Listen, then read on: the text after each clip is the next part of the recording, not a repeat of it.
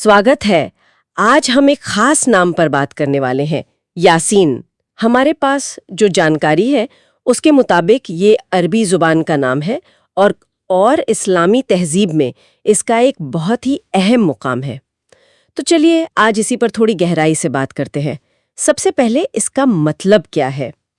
माना जाता है कि ये पैगंबर मोहम्मद सल्लल्लाहु अलैहि वसल्लम उनके कई नामों या कह ले उपाधियों में से एक है। और हाँ, ये कुरान के 36वें सूरा मतलब अध्याय उसका भी नाम है, सूरे यासीन। और ये बात तो काफी दिलचस्प है कि कई जानकार इसे कुरान का दिल कहते हैं। जी हाँ, बिल्कुल। और ये जो कुरान का दिल वाली बात है ना, वो काफी गहरी है। वजह यह है कि इस सूरा में इस्लाम के जो बिल्कुल बुनियादी मौज़ूआत हैं, जैसे अल्लाह की वहदानियत हो गई, एक ईश्वरवाद जिसे कहते हैं, फिर पैगंबरी यानी रिसालत का सबूत, और सबसे अहम मरने के बाद की जिंदगी मतलब आखिरत, उस पर बहुत जोर दिया गया है। इसमें वो पिछली कौमों के किस्से भी हैं, एक तरह से नसीहत के लिए। तो इन अहम मौज़ूआत की वजह से ही इसे कुरान का कह सकते हैं कि निचोड़ या दिल माना जाता है। वाह, ये तो वाकई बहुत अहम जानकारी है। लेकिन एक और बात है जो मुझे थोड़ी कंफ्यूजिंग लगती है कि यासीन का बिल्कुल सटीक मतलब क्या है। इस पर शायद थोड़े राय अलग अलग है। ऐसा इसलिए क्योंकि ये कुरान के उन हुरूफ में से है जो कुछ सूरों के शुरू में आते हैं। वो हुरूफ मुक़त्ताआत कहलाते हैं ना, मतलब अलग अलग पढ़े जाने वाले अक्षर। बिल्कुल सही कहा आपने। ये हुरूफ मुक़त्ताआत जो हैं वो कुरान के रहस्यों में से हैं। मतलब उनका असल मतलब तो अल्लाह ही बेहतर जानता है।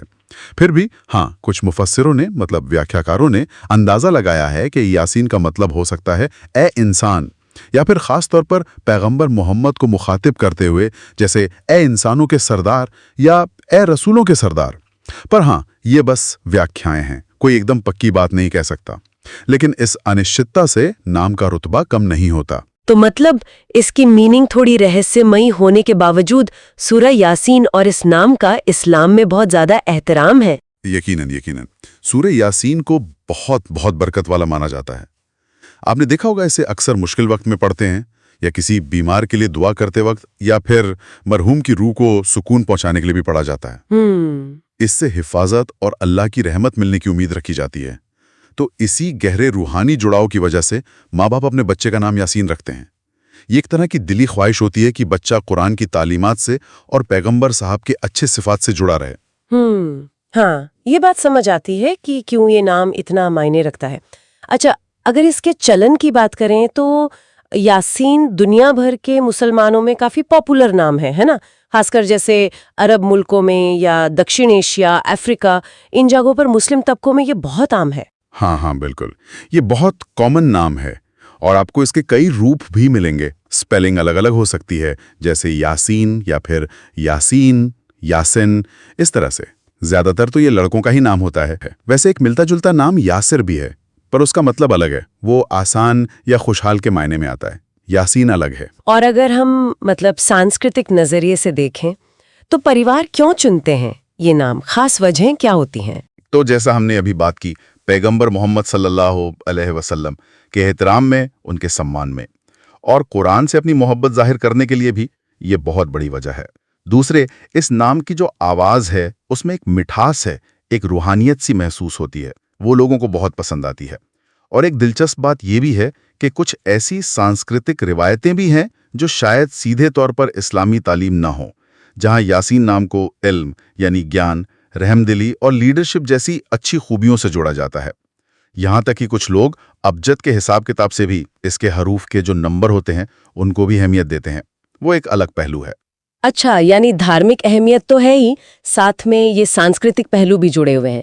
क्या कोई मशहूर शख्सियत है जिनका नाम यासीन हो? और हाँ, इसे बोलते कैसे हैं सही तरीके से? उच्चारण क्या है इसका? जी, मिसाल के तौर पर सीरिया के एक बहुत जाने माने लेखक और एक्टिविस्ट रहे हैं यासीन अल हज सालेह।